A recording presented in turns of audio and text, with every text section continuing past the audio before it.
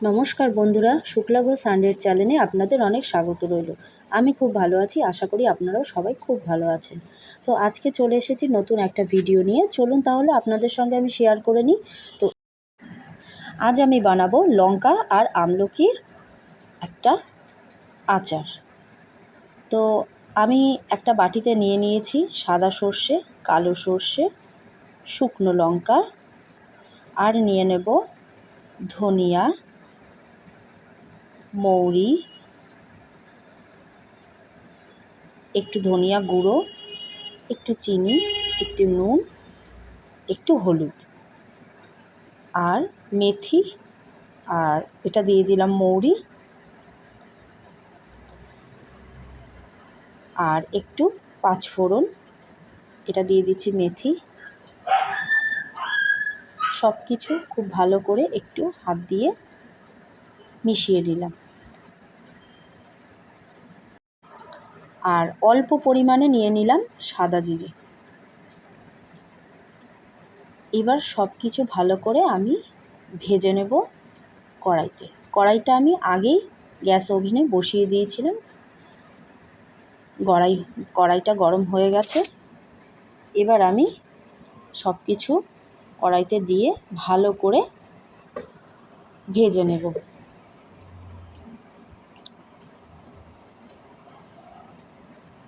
হলুদটা দিয়ে দিয়েছি।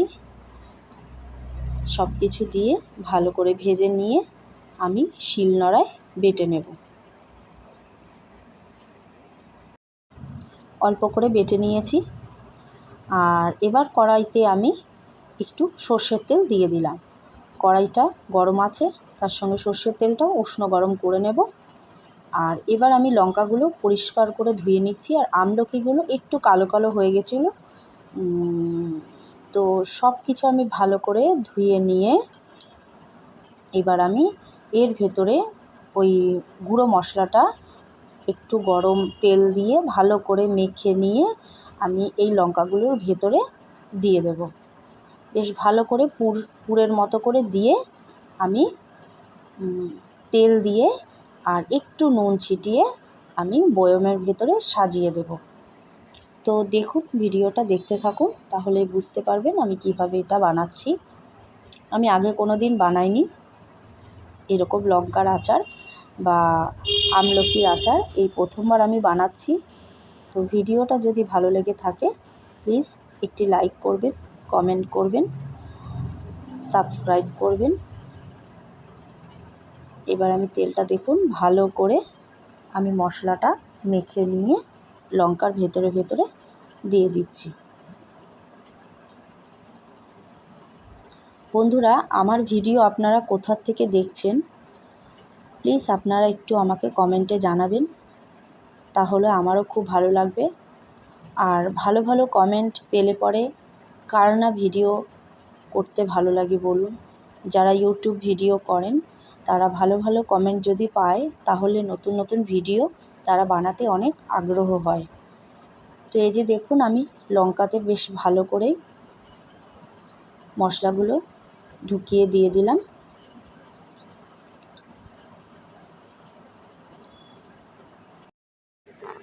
লঙ্কাগুলো আমাদের একজন দাদাভাই দিয়েছেন চন্দননগর থেকে, স্বপন দাদা।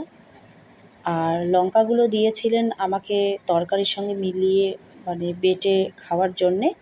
কিন্তু আমি ভাবলাম যে এরকমভাবে কখনো তো আচার করে বাড়িতে খাওয়া হয়নি, তাই একটু চেষ্টা করে দেখি পারি কি না।